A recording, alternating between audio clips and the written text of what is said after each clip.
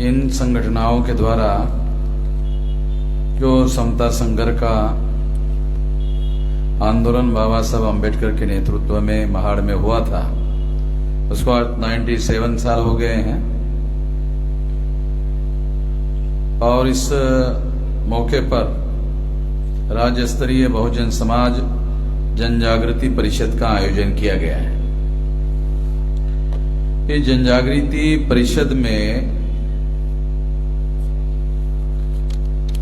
बहुत सारे विषय रखे गए हैं और इस संबंध में अलग अलग वक्ताओं के द्वारा आप लोगों के सामने बहुत सारी बातें आई है। मैं आपको जो 5 विषय है उसमें से केवल एक विषय पर, बाकी तमाम विषय पर बातें होती रहती है, तो एक विषय जो लास्ट विषय है उस विषय के बारे में ही मैं थोड़ा, लास्ट नहीं 4 नंबर का विषय है नाग लोगों के संबंध में।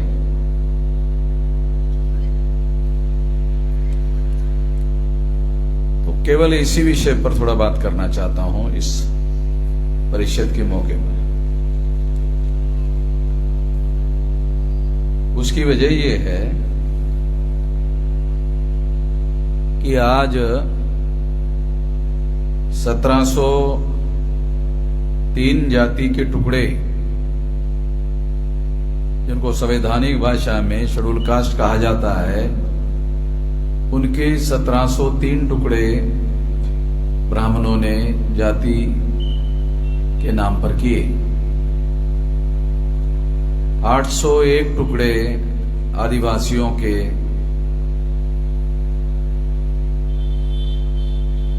और 3743 जाति के टुकड़े पिछड़े वर्ग ओबीसी के।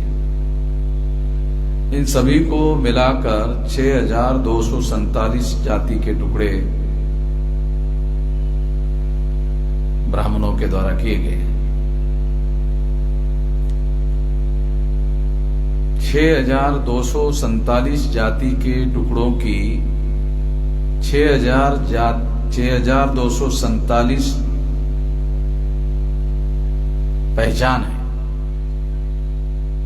6247 टुकड़े, तो हर टुकड़े की अपनी अलग पहचान। तो एक पहचान दूसरे पहचान से टकराती है, उसमें ऐसा गुण होता है हर एक को अपने पहचान का, चाहे उसको गुलामी ही है मगर उसका भी गर्व होता है। तमाम जाति के जो टुकड़े हैं वो ब्राह्मणों का षड्यंत्र है जो हम लोगों के ऊपर थोपा गया है। इसके जानकारी ना होने की वजह से हम लोग तमाम सारे बहुजन जो है उस टुकड़े का, अपने अपने हिस्से के टुकड़े का गर्व करते हैं, गौरव करते हैं। और जब तक हम गर्व और गौरव करते रहते हैं तब तक हम लोग आपस में इकट्ठा नहीं हो सकते। हर एक को अपना गर्व है। सारे लोगों को इकट्ठा आने से उसकी पहचान खत्म हो जाती है। 6247 जाति के टुकड़े अगर सारे के सारे टुकड़े बहुजन बन जाए तो सबकी पहचान खत्म हो जाती है। एक ही पहचान रहती है, बहुजन या बहुजन समाज। अगर सारे टुकड़े खत्म हो जाते हैं तो वो बनता है मूल निवासी समाज। तो प्रत्येक जाति के व्यक्ति को अपने पहचान को खत्म करने का डर लगा, रहे मेरा पहचान खत्म हो जाएगा तो मेरे बेटे का शादी कैसे होगा, मेरे बेटे का शादी कैसे होगा। अभी तो आसान है, बेटी की शादी करनी है तो अपने ही जाति बिरादरी के आदमी के अंदर लड़का ढूंढने के लिए चला जाता है, आसानी से ढूंढ लेता है। उसी तरह से बेटे का भी करता है। तो जाति की पहचान हमारी पहचान है नहीं, जाति की पहचान दी हुई पहचान है। इसका मतलब हमारे जाति की पहचान ये हमारे लिए उधारी की पहचान है, दूसरे के द्वारा दी हुई पहचान है, ब्राह्मणों के द्वारा दी हुई पहचान है, ये विभाजन करने वाली पहचान है, ये विभाजन करके टुकड़े करने वाली पहचान है। टुकड़ों की वजह से हम प्रतिकार विहीन हैं, प्रतिकार विहीन की वजह से गुलामी थोपने में 3.5% ब्राह्मण कामयाब होता है, और कामयाब होने के बाद भी हम लोग उसका विरोध करने लायक नहीं रहते हैं, क्योंकि प्रत्येक को अपने जाति का गर्व है, गौरव है, उसकी पहचान वो अलग बनाए रखना चाहता है।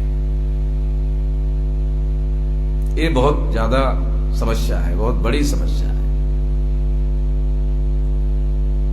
तो इसको खत्म कैसे किया जाए? जब तक खत्म नहीं करते हैं तब तक हमारे अंदर एकता निर्माण नहीं होगी। तो कुछ तो हम लोगों को इसकी दवा, ये बीमारी की कोई दवा ढूंढनी होगी। मेरे मान्यता के अनुसार जो इस देश में इन सारे लोग, जिन लोगों को ब्राह्मणों ने 6247 जाति के टुकड़ों में बांटा, ये बंटवारा सिंधु घाटी की सभ्यता में दिखाई नहीं देता। ये जो बंटवारा है जातियों का, वो सिंधु घाटी की सभ्यता में नहीं है। उसके बाद भी कई सालों तक, शतकों तक नहीं है। और जब ब्राह्मणों का आगमन होता है भारत में, आक्रमण होता है, आगमन होता है, और डीएनए के अनुसार ये फाइनली प्रूव हो गया कि ब्राह्मण भारतीय नहीं है, विदेशी है, तो उन विदेशी ब्राह्मणों ने भारत में आकर ये टुकड़े हमारे किए, क्योंकि वो हमारा मुकाबला नहीं कर सकते थे। टुकड़े किसके किए? तो सिंधु, अगर बहुत ज्यादा गहराई से अध्ययन करो तो आपको पता चलेगा कि सिंधु घाटी की सभ्यता का निर्माण करने वाले नागलोक थे। तो उसके बारे में सारी दुनिया में मान्यता है कि यह बहुत बड़ी विशाल सभ्यता थी और बड़ी विकसित सभ्यता थी। उसके बाद में उसी के आगे हम लोग देखते हैं जो बुद्धा का मूवमेंट है वो भी उसी से निकला है। बुद्धा ने जो मौलिक रूप से इस देश में एक व्यवस्था स्थापित करने की कोशिश की और एक इसके लिए एक आंदोलन ही खड़ा किया। वो आंदोलन क्या था? वो आंदोलन वो समता प्रस्तावित करने का आंदोलन था। दूसरी बात, स्वतंत्रता प्रस्तावित करने का आंदोलन था। तीसरी बात, बंधुता प्रस्तावित करने का आंदोलन था। और चौथी बात, न्याय प्रस्तावित करने का आंदोलन था। ये बात संगठित रूप से, नियोजित रूप से, योजनाबद्ध तरीके से पहले दिखाई नहीं देती। जो लिटरेचर अवेलेबल है भारत में उसके पहले उपलब्ध दिखाई देती नहीं। पर्टिकुलरली समता, स्वतंत्रता, बंधुता और न्याय, इस चतुसूत्री पर इस समाज को, इस देश को, इस राष्ट्र को खड़ा करने का जो कार्यक्रम है, ये बुद्धा के आगमन से शुरू होता है। उन्होंने इसको एस्टैब्लिश करने की कोशिश की।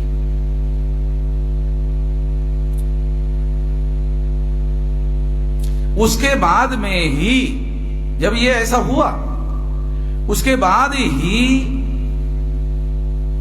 ब्राह्मणों ने इसे खत्म करने के लिए, क्योंकि इसमें ब्राह्मणों का वर्चस्व खत्म हो रहा था। ब्राह्मणों का जो वर्चस्व है ये खत्म हो रहा था। ब्राह्मणों ने जो वर्ण व्यवस्था का सिद्धांत बताया था, उस सिद्धांत में समता नहीं थी, उस सिद्धांत में स्वतंत्रता नहीं थी। अगर आप वेद का अध्ययन करोगे तो आपको वेद में एक सिद्धांत है जिसके बारे में हमारे लोगों को जानकारी नहीं है ठीक से। वेद को मानने वाले लोगों को वेद को प्रमाण मानना पड़ता है। वेद को प्रमाण मानने का क्या अर्थ है? जो वेद में है वही त्रिकाल बाधित सत्य है, उससे दुनिया में और कुछ नहीं है, वही है, वो फाइनल है। तो इससे वेद प्रामाण्य स्थापित किया। और जब वेद प्रामाण्य स्थापित होता है तो उसके विरोध में स्वतंत्रता की, मानसिक स्वतंत्रता की जरूरत होती है। जो इसको डिनाय करेगा वही डिनाय कर सकता है जिसके पास मानसिक स्वतंत्रता होती है। तो स्वतंत्रता का मुद्दा बुद्धा किसमें है? बुद्धा ने तो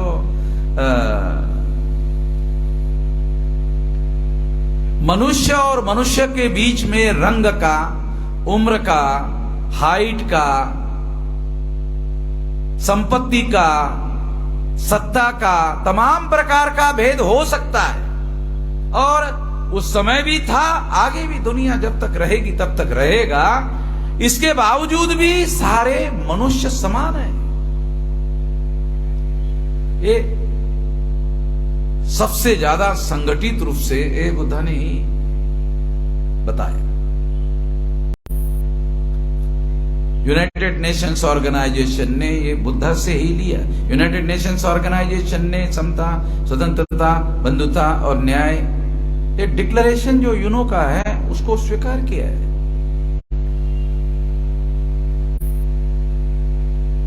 तो एक का इसका मतलब यह है कि जो बुद्ध की विचारधारा है वो यूनाइटेड नेशंस ऑर्गेनाइजेशन ने स्वीकार की, तो ये दुनिया की विचारधारा है।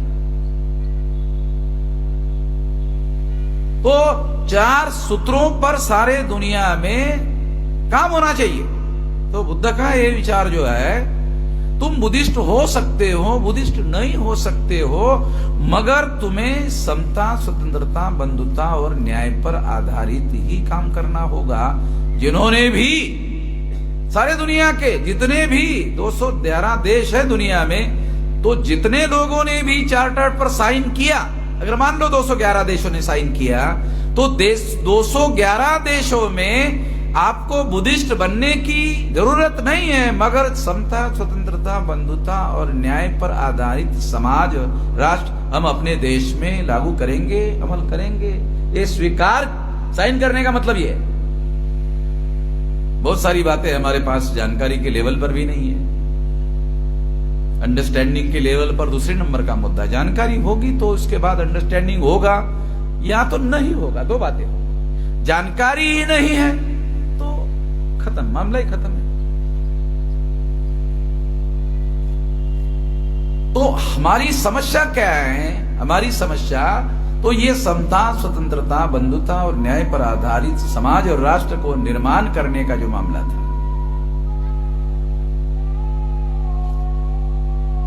संभवतः नमाज हो रही, तो हम लोग थोड़ी देर के लिए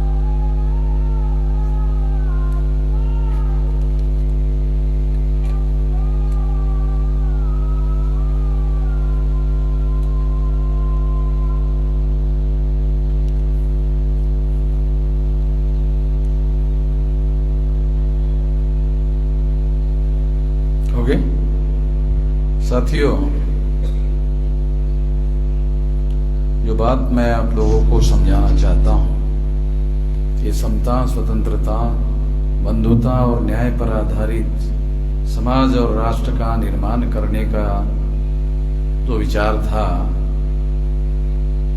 उसने सबसे बड़ा काम उस समय के लोगों का मानसिक स्वतंत्रता पैदा करने का किया। इस मानसिक स्वतंत्रता ने नाग लोगों का साम्राज्य स्थापित किया।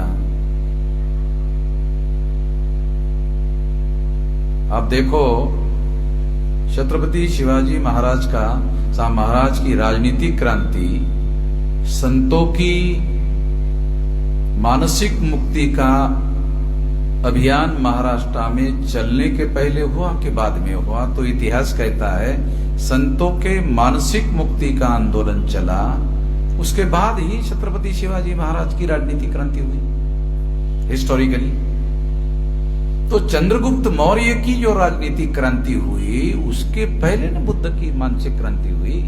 ये फिर हिस्टोरिकली प्रूव हो जाता है।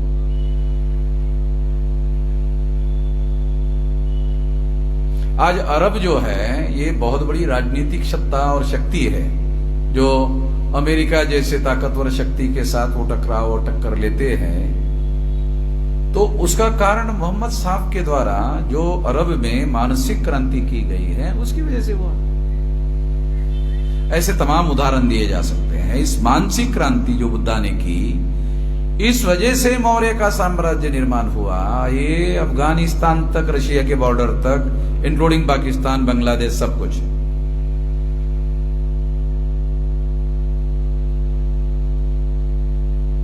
ये मौर्य साम्राज्य वहां तक था। और मौर्य कालीन नक्शा आप देख लो। तो मौर्य का साम्राज्य नहीं था, नाग लोगों का साम्राज्य था। थोड़ा इसमें ये बदलाव करना जरूरी है और ये प्रचार में लाया जाना जरूरी है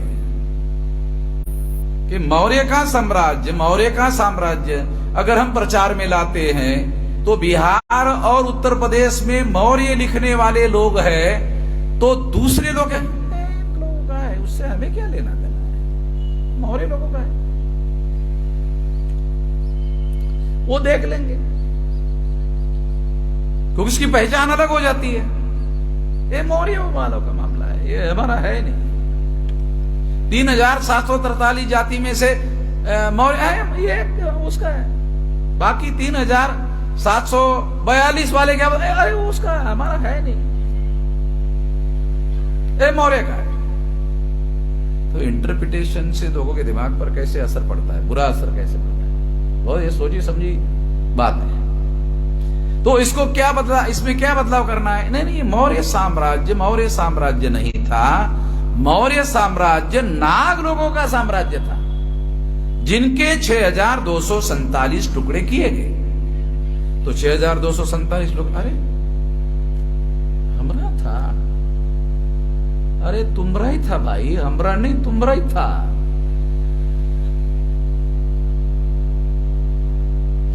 तो ये लोगों के दिमाग में डालना होगा।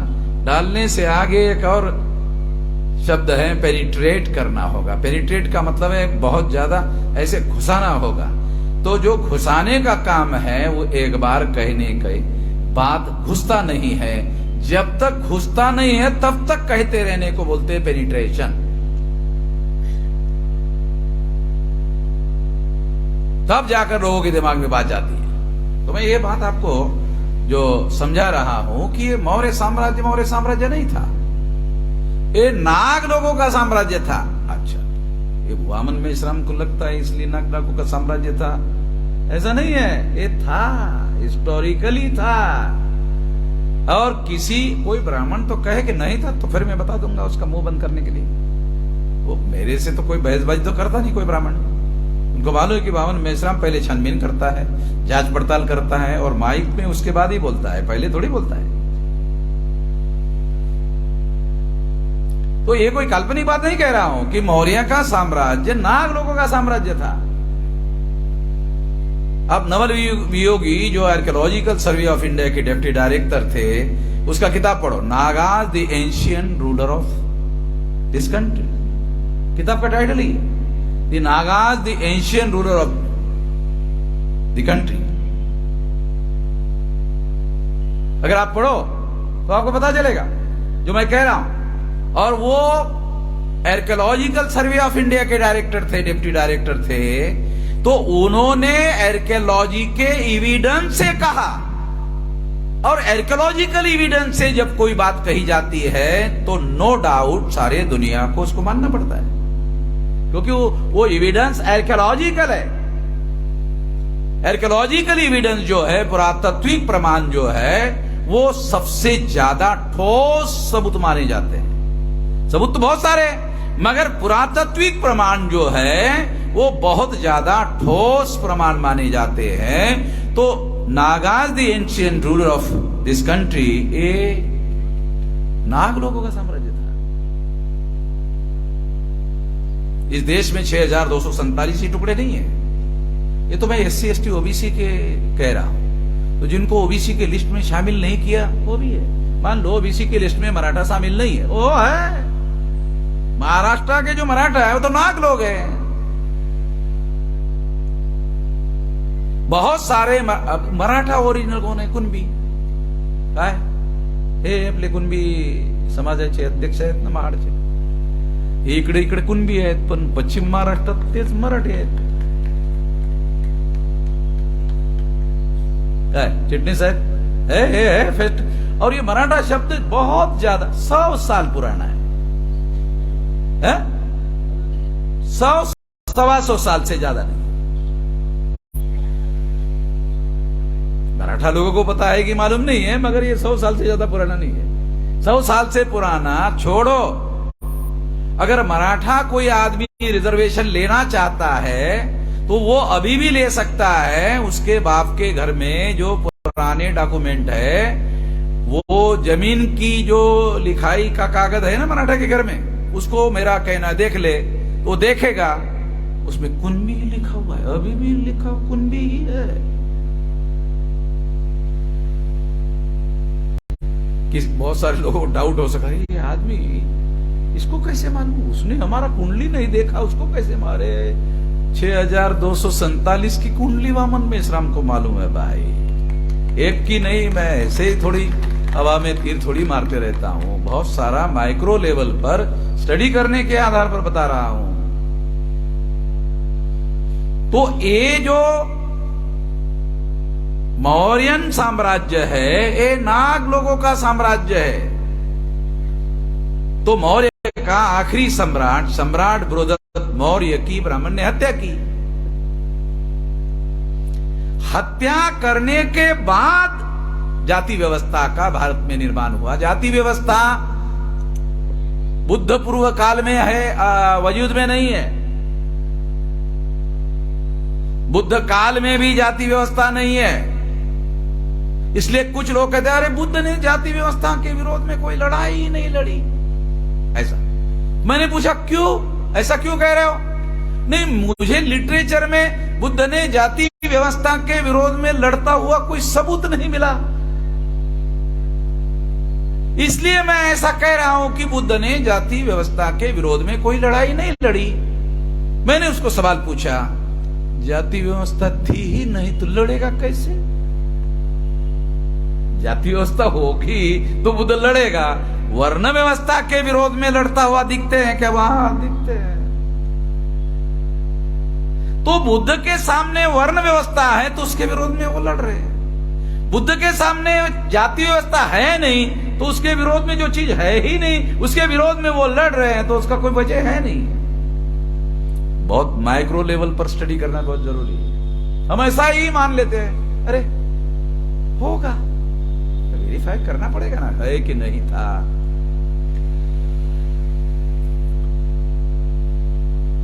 तो जो जाति व्यवस्था का जो निर्माण है वो सम्राट बृहदत्त मौर्य की हत्या करने के बाद ब्राह्मणों ने जाति व्यवस्था के निर्माण की प्रक्रिया शुरू की। क्यों? क्योंकि ये नाग लोगों का साम्राज्य था। नाग 6247 थोड़ी थे, नाग एक ही थे, इसलिए उसका साम्राज्य था। वो एक थे, उसको परास्त करना है दीर्घकाल के लेवल पर, तो फिर उनके टुकड़े करना पड़ेगा ना, इसलिए जाति व्यवस्था बनाई गई है। तो हिस्टोरिकल एनालिसिस समझना जरूरी है। इसलिए नाग लोगों के साम्राज्य को हमेशा के लिए खत्म करने के लिए नागों को जाति के टुकड़ों में बांटने का अभियान शुरू हुआ। तो सम्राट बृहदत्त मौर्य की हत्या करने के बाद हुआ।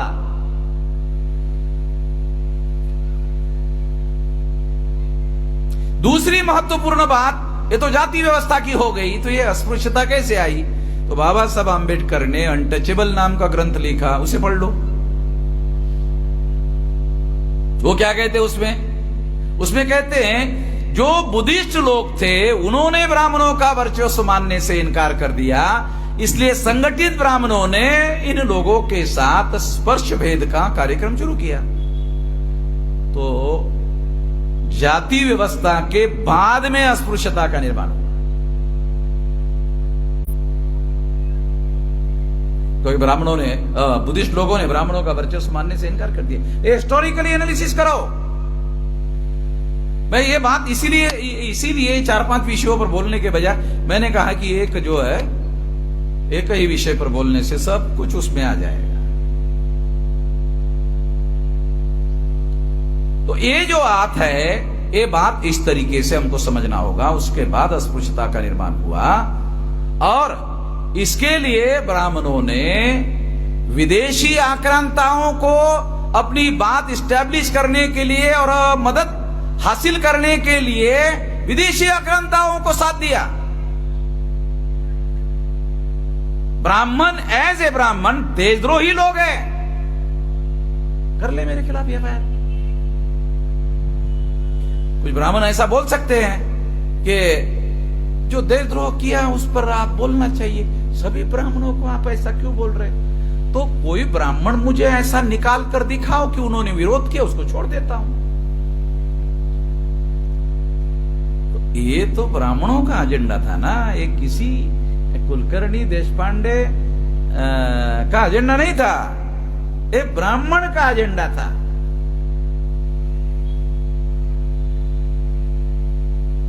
ब्राह्मणों के साथ हमारी कोई निजी दुश्मनी नहीं है।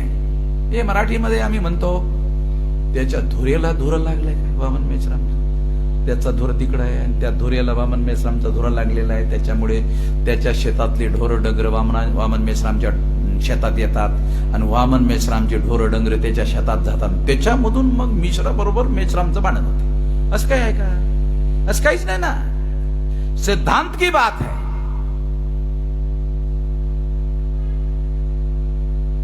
हिस्टोरिकल रेफरेंस के आधार पर, सबूतों के आधार पर बात कर रहे हैं। बहुत सारे ब्राह्मण बाबा साहब आंबेडकर का गौरव करते हैं, उनको पूछो वो द शूद्र मानते क्या? बाबा साहब ने लिखा कि नहीं? वो नहीं मानते। अच्छा, बाबा साहब आंबेडकर ने लिखा अनटचेबल में, ब्राह्मणों ने इनको अनटचेबल बनाया, ऐसा वो कहते? मानते? नहीं, हम बाबा साहब को मानते हैं, ये विचार को नहीं मानते। चिटणीस अलग लक्षात, ही बदमाशी ब्राह्मणांची चलाकी आमच्या लोकांना कळत नाही, समजत नाही।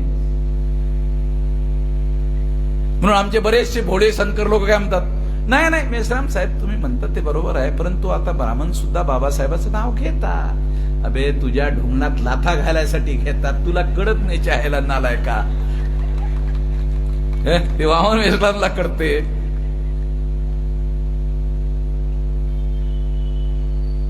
दूसरा, मुझे याच संदर्भामध्ये तुम्हाला इसी संदर्भ में एक बात आपको बताना चाहता हूं कि शिवाजी महाराज ने औरंगजेब से लड़ाई लड़ी।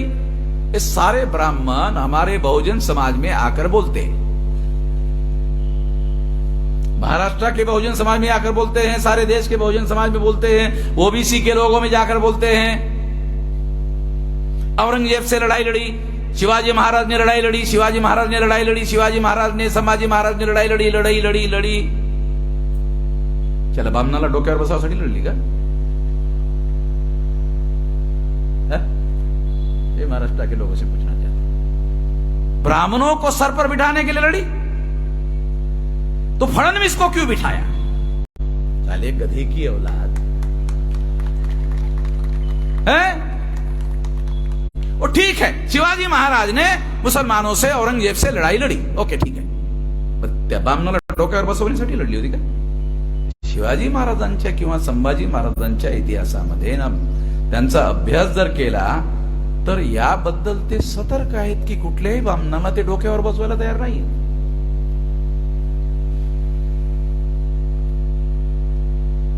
शिवाजी महाराज ने औरंगजेब से लड़ाई लड़ी. अरे लड़ी ठीक है, मगर वो ब्राह्मणों को सर पर बिठाने के लिए नहीं लड़ी. तो फिर तुम लोग ब्राह्मणों को सर पर क्यों बिठा रहे हो? ये लड़ाई लड़ते लड़ते 123 आमदार फडणवीस के, भाजपा के, आरएसएस के चुनकर आए, उसमें 6 बामन है. 6 बामन वाला आदमी मुख्यमंत्री बन गए. 117 बहुजन है. 117 बहुजनाच्या ढुंगणात लाथा घातल्या त्यांनी एकट्यानी. घातले की नाही? कुणबी महासंघ घातले की नाही लाग? त्या 117 लोकांनी त्या फडणवीसला मुख्यमंत्री, अरे तो कसं काय बनू शकतो? दिल्ली से वो होम मिनिस्टर था उत्तर प्रदेश का, क्षत्रिय, उसको आरएसएस ने इधर भेजा.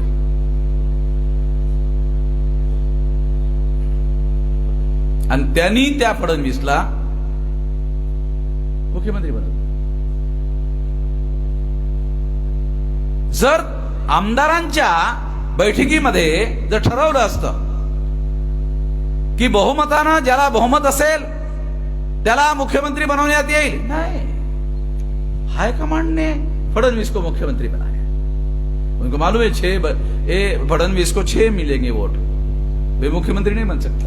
खड़से नंबर में खड़ा ही था. खड़से ने कहा भी था पंढरपुर में जाके, बस केवल उसकी इतनी गलती थी, बापा विठ्ठला पांडुरंगा, अरे तुझी शपथ घेऊन सांगतो रे, माझी पण मुख्यमंत्री बनायची इच्छा होती रे, पण त्या भामनाने बनवू दिलं नाही. एवढंच बोलला. जास्त बोलला काय?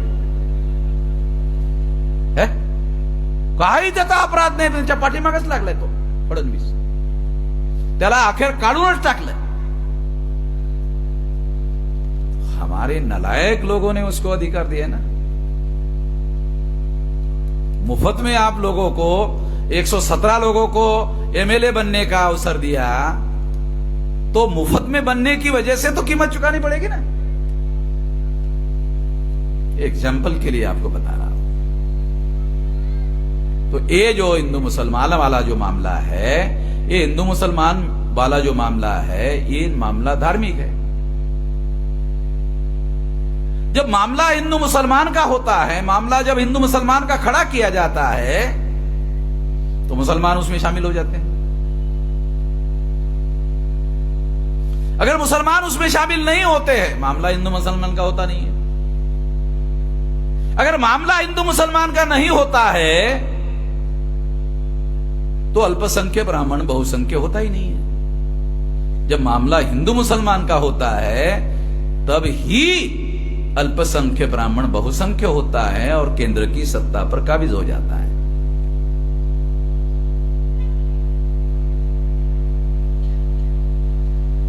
जो नरेंद्र मोदी एक ओबीसी का आदमी है, देश का प्रधानमंत्री. नरेंद्र मोदी नहीं बना अपने से प्रधानमंत्री. आरएसएस ने चुनाव के पहले आरएसएस ने उसको प्रधानमंत्री पद का कैंडिडेट घोषित किया. चुनाव बाद में हुआ.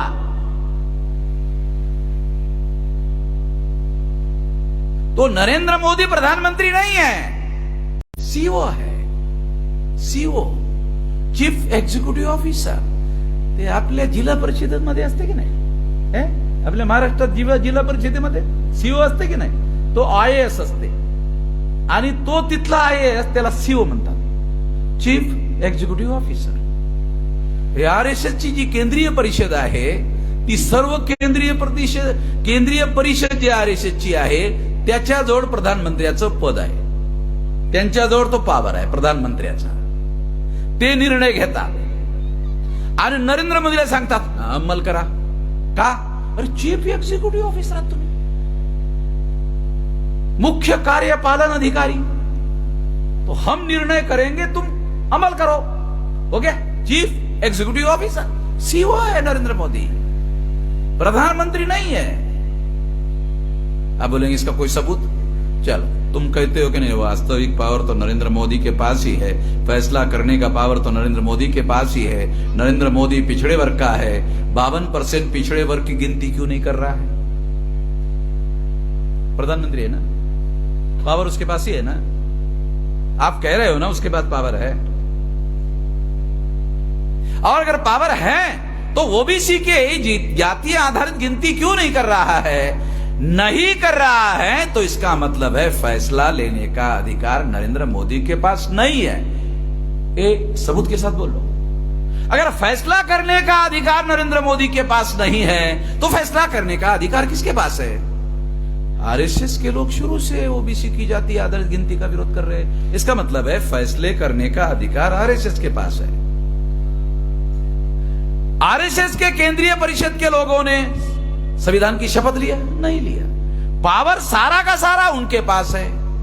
कोई आरएसएस का आदमी पार्लियामेंट में जवाब देने के लिए उपस्थित नहीं रहता है. जवाब नरेंद्र मोदी को देना पड़ता है. अपोजिशन पार्टी के लोग सवाल पूछते हैं तो जवाब नरेंद्र मोदी को देना पड़ता है. फैसला लेने का अधिकार आरएसएस के पास है, जवाब देने की जिम्मेदारी नरेंद्र मोदी के पास है. तो ये सीईओ है.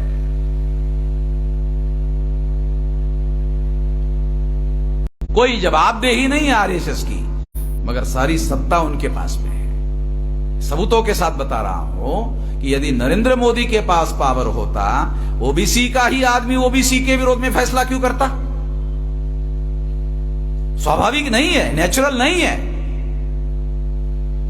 तो ये एग्जाम्पल मैंने आपको 2 एग्जाम्पल दिए. एक तो छत्रपति शिवाजी महाराज का रेफरेंस देकर, संभाजी महाराज का रेफरेंस देकर जो लोग इस देश में बहुजन समाज के अंदर आकर प्रोपेगेंडा करते हैं, और उसका प्रोपेगेंडा जब हम स्वीकार करते हैं तो उस प्रोपेगेंडे का नतीजा यह होता है कि एक ब्राह्मण को अपने सर पर बिठाना पड़ता है, क्योंकि ये उनकी आइडियोलॉजी है, ये उनकी विचारधारा है.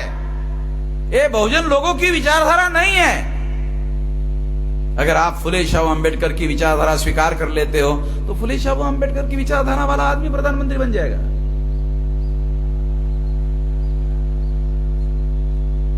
आप आरएसएस की विचारधारा मानते हो तर ते धुमनातला आता घालतील ना, ते घालायला घालूनच राहिले.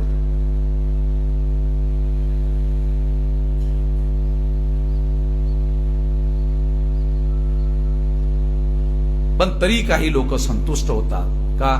नाही, आम्ही काहीच नव्हतो, आमदार झालो, काय कमी झालो का? तो कुछ लोग उससे ही संतुष्ट हो जाते हैं, क्योंकि हमारे यहां एक बात कही जाती है कि हम लोग अल्पसंतुष्ट लोग हैं. हम खुद ही ऐसा स्वीकार करते हैं कि साले मैं ग्राम पंचायत का सदस्य बनने लायक नहीं था, मैं एमएलए बन गया तो मैं तो फडणवीस जी का शुक्रगुजार हूं. तो फिर ये तो हमारी समस्या है. तो मैं आप लोगों को एग्जाम्पल देकर के बता रहा हूं, ऐसे हवा में बातें नहीं कर रहा हूं.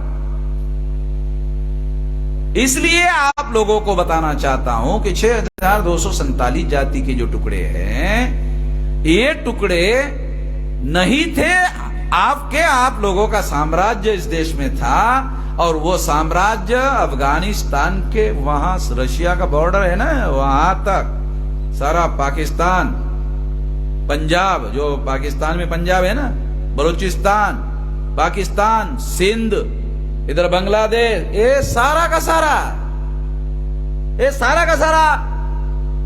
ये नाग लोगों का साम्राज्य था. ये जितने भी अफगानिस्तान है, पाकिस्तान है, बांग्लादेश है, ये सारे के सारे पूर्व के बुद्धिस्ट लोग हैं.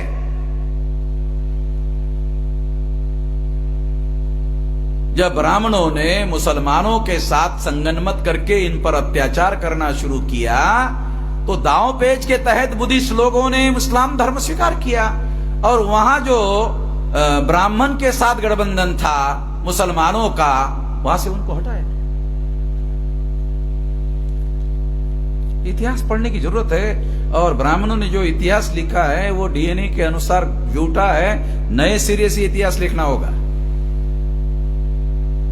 मैं भाषण में जो कह रहा हूं, किसी की औकात अगर है देश में, कोई अपने को बहुत उस्ताद इतिहासकार कहता है, मेरी बात गलत साबित कर दे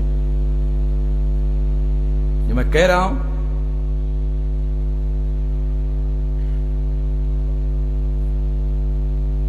तो इसलिए अगर हमारी मूल पहचान जाति नहीं है, 6247 जाति के टुकड़े हैं, नाग लोगों के, नागों के टुकड़े किए, वो हमारी मूल पहचान नहीं है। नाग हमारी मूल पहचान है। आप लोगों ने सब्जेक्ट में लिखा महाराष्ट्राची स्थापना नाग लोकांनी, अरे देशाची केली, फक्त महाराष्ट्राची नाही।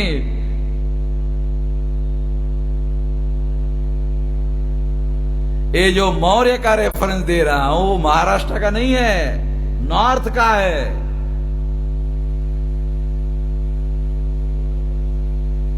तो इसलिए हम लोगों को अपनी पहचान, सारे देश भर में हमारे SC ST OBC के जो 6247 जाति के टुकड़े हैं, उनका मूल नाग में है। तमाम सारे लोगों का मूल नाग में है।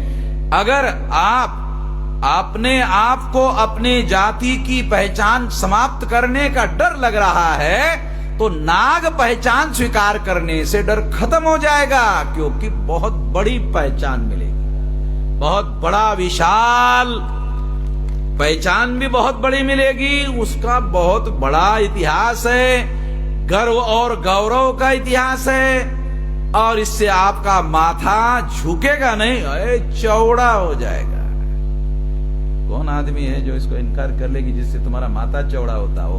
वो तुम इनकार कर दोगे, ऐसा कौन है जो स्वीकार नहीं करेगा? अभी काल्पनिक बात भी नहीं कह रहा हूं, जो मैं कह रहा हूं वो काल्पनिक बात नहीं है, हिस्टोरिकल है। जितनी भारत की जातियां हैं, ये नाग लोग इतने शक्तिशाली लोग थे, भारत में राजनीतिक संस्थाओं को जन्म देने का काम नाग लोगों ने किया। ये राजनीतिक साम्राज्य स्थापित करने का काम नाग लोगों ने किया। इसलिए नाग लोग राजनीतिक संस्थाओं के निर्माता थे, साधारण लोग थोड़ी है। दुनिया में राजनीतिक संस्थाओं का निर्माण करने वाले लोगों को महान माना जाता है, छोटे लोग नहीं है। तो ये इतिहास वहां, हमारा इतिहास वहां जाके ढूंढना होगा, वहां मिलेगा। हर आदमी को जिज्ञासा होती है, यार मेरा मूल क्या है? भारत में ये सारे जाति के लोग उसके पीछे, मेरा मूल क्या है? वो पीछे लगे हुए। तो मैंने बता दिया सबको, सुन लो केवल, और उसको छानबीन कर लो कि वास्तव में ऐसा है या नहीं है। देखो पता चलेगा आपको। जो जाति में टुकड़ों में बटे हुए, वो जो धर्म के टुकड़ों में बटे हुए, वो सारे के सारे लोगों का मूल आपको वहां मिलेगा।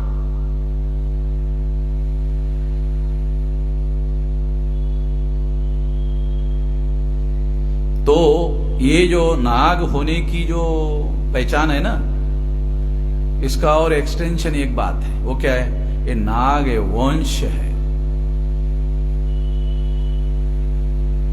जाति वंश नहीं है, जाति रेस नहीं है, नाग रेस है। नाग रेस है म्हणजे काय रे बाबा? साप आहेत का? है हे साप आहेत का?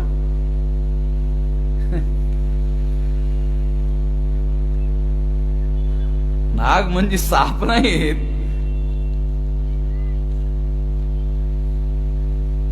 लोग नेचर में से जो चीज शक्तिशाली होती थी उसके साथ अपने आप को आइडेंटिफाई करते थे, जिससे उन्होंने अपने को नाग, क्योंकि बहुत ज्यादा आक्रामक लोग थे, नाग लोग बहुत ज्यादा आक्रामक लोग थे। दूसरा एक बहुत बड़ा सबूत आपको पेश करना चाहता हूं, जिस तरीके से ब्राह्मणों ने नाग लोगों के साथ व्यवहार किया, जातियों में बांटने का, अस्पृश्यता में बांटने का, आदिवासियों को सेग्रीगेट करके जंगलों में रहने का। कितने लोगों को यहां पता है कि झारखंड में छोटा नागपुर नाम का एरिया है और वहां ट्राइब का नाम नाग ट्राइब है किसी को? मुझे तो नहीं लगता आप में से किसी को पता है। नागपुर झारखंड में बहुत बड़ा भौगोलिक क्षेत्र है, उसका नाम है छोटा नागपुर। छोटा नागपुर का एक और अर्थ है, ध्वनि निकता है। छोटा होगा इसका मतलब कहीं ना कहीं बड़ा होगा। भाषा शास्त्र में ऐसा ध्वनि निकलता है, ये छोटा नागपुर, इसका मतलब बड़ा होगा कहीं ना कहीं। तो बड़ा इधर है महाराष्ट्र में, ये नागपुर जो है। बहुत सारे हमारे बहुजन समाज के लोगों के आज भी ऐसे नाम है, नागोराव। त्याला काही संबंधच नाही नागोरावचा। हे आहे की नाही? विदर्भात तर बऱ्याच लोकांचं मी बघितलं। मी माझ्या गावातच एक नागोजीराव। अरे नागोराव, मैं ये कोई सामान्य बात नहीं है। अनाड़ी आदमी है, उसने अपने बेटे का नाम नाग के रेफरेंस में रखा, सोच समझ कर नहीं रखा। परंपरा में है, हजारों सालों की परंपरा है। साउथ इंडिया में जाओ, लेडीज के नाम में नाग शब्द है। मेरी बहन का नाम नागी बाई है।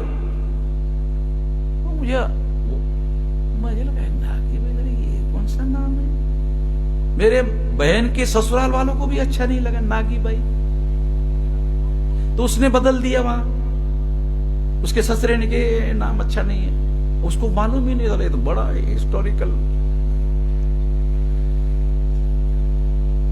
तो पुरुषों के नाम में भी नाग शब्द है और स्त्रियों के नाम में भी नाग है। नागरत्नम, ये अभी एक बड़ी सुप्रीम कोर्ट में जज है, उसका नाम नागरत्नम है, नागावकर। हे तो जबरदस्त। गावाची नावं सुद्धा नाग या शब्दावर आहेत। माणसाची नावं आहेत, पुरुषांची नावं आहेत, स्त्रियांची नावं आहेत।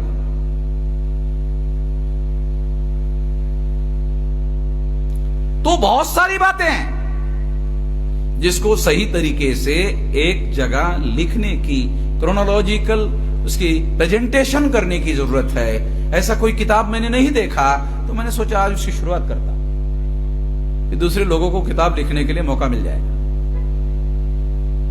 रिसर्च करने का मौका मिलेगा। सारे डॉक्यूमेंट्री एविडेंस अवेलेबल है, पुरातात्विक प्रमाण अवेलेबल है।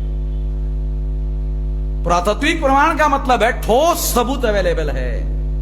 प्राचीन भारत में आप सुनकर हैरान हो, अभी ऐसी मूर्तियां उपलब्ध हुई। औरत है, उसके सर पर नाग लोगों का फन है ऐसा। आता आपण मराठीमध्ये शेव घेणे म्हणतो ना, स्त्रिया आपल्या डोक्यावर किंवा ग्रामीण भागामध्ये शेव घेतात ना, काय म्हणतात तुम्ही त्याला? पदर घेणे। आमच्या वराडीमध्ये शेव घेणे भाषा भाग है। तो प्राचीन भारत में महिलाओं के सर पर ऐसी मूर्तियां उपलब्ध हुई है, नाग लोगों के ऐसा फना है, ऐसा उसका फना उसमें दिखाया गया है। और वो इसका मतलब ऐसा लगता है कि प्राचीन काल में महिलाएं इस तरह का फना धारण करने वाला कोई तरीका अपनाते हो, ऐसा कहा जा सकता है। जब वो पुतले में ऐसा मिला, ये पुरातात्विक प्रमाण है, ठोस एविडेंस है। तो ऐसी बहुत सारी बातें अवेलेबल है जिसके आधार पर यह बात मैं आप लोगों को समझा रहा हूं। तो कोई काल्पनिक बातें नहीं है। तो इसलिए ये नाग लोग है, ये नाग लोगों को इन लोगों ने 6247 जाति के टुकड़ों में SC ST OBC के नाम पर, अगर उसमें मराठा इंक्लूड करो या साउथ इंडिया के और लोगों को इंक्लूड करो, साउथ जो मंडल कमीशन के OBC में शामिल है उनको इंक्लूड करो, तो ये आंकड़ा 7000 तक आप बढ़ा सकते हो या बढ़ सकता है। वो लोग भी नाग लोग हैं, क्योंकि वो उनकी जातियां भी, ब्राह्मणों ने नाग लोगों की ही जातियों को टुकड़ों में बांटा। तो इसलिए इससे हमारे लोगों को एक नई पहचान, बड़ी पहचान, महान पहचान जिससे प्रत्येक आदमी गर्व और गौरव कर सकता है, और जिसके गर्व और गौरव करने से आदमी गुलाम नहीं होगा, महान होगा। जाति का गर्व और गौरव करने से आप गुलाम हो सकते हो, गुलाम बने रह सकते हो।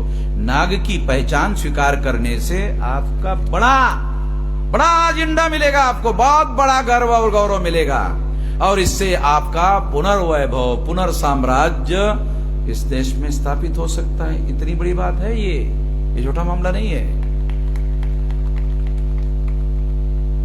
मगर इस पर मुझे और 1000 बार बोलना पड़ेगा, तब थोड़ा सा समझ में आएगा। हमारे लोगों को 1000 बार जब मैं बोलूंगा तब हमारे लोगों को थोड़ा समझ में आएगा, तब उनके दिमाग में घुसेगा। पेनिट्रेट करना होगा, उसके लिए काम करना होगा। मैं आप लोगों को भी यही कहना चाहता हूं कि इन बातों को अभी आने वाले समय में आप लोग प्रचार में ले आओ कि हम 6-7 हजार जाति के जो टुकड़े हैं वो सारे के सारे नाग लोग हैं। आपको केवल इतना प्रचार करना है। अपने बच्चों के नाम रखने में, अपने लड़कियों के नाम रखने में, अपने सारे तमाम संस्कारों में शुरू करो। विचार और व्यवहार में, जीवन शैली में उतारो। एक संस्कृति का हिस्सा बना दो, इसको कल्चर का हिस्सा बना दो। क्या आप लोग नहीं जानते हो कि सारे देश भर में नाग पूजा होती है? क्यों होती है भाई? होती कि नहीं होती? विकास मुझे उत्तर प्रदेशामध्ये सारे देश भर में नाग पूजा होती है।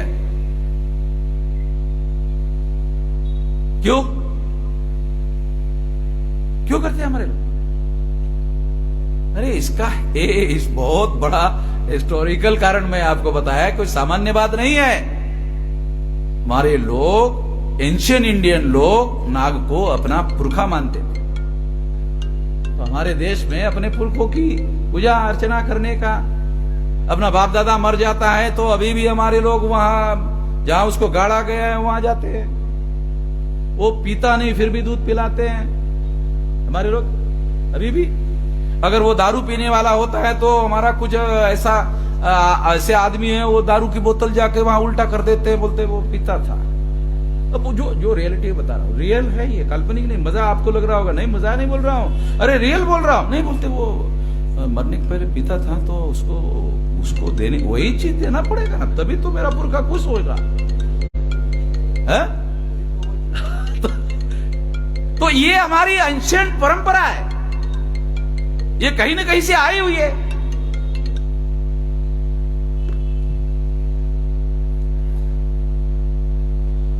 अनपढ़ और गवार लोगों के बीच में परंपराएं जो होती है, उस परंपराओं के पीछे कोई न कोई हिस्टोरिकल कारण है, उसको ढूंढना, उसको देखना बहुत ज्यादा जरूरी है। उसके आधार पर बहुत सारी बातें हम प्रमाणित कर सकते हैं, ये करना होगा, और इससे हम लोगों को निश्चित रूप से बहुत बड़ा फायदा हो सकता है।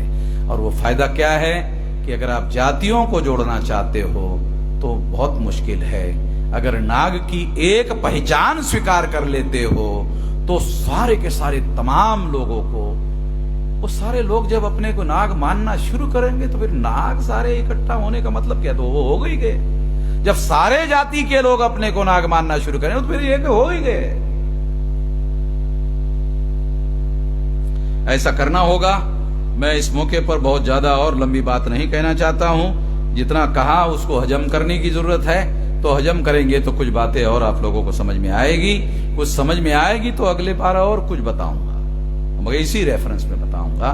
धन्यवाद। बहुजन विचारधारा को घर घर तक पहुंचाने के लिए हमारे YouTube चैनल को सब्सक्राइब करें, लाइक करें, कमेंट करें, शेयर करें और बेल आइकन की घंटी दबाना ना भूलें।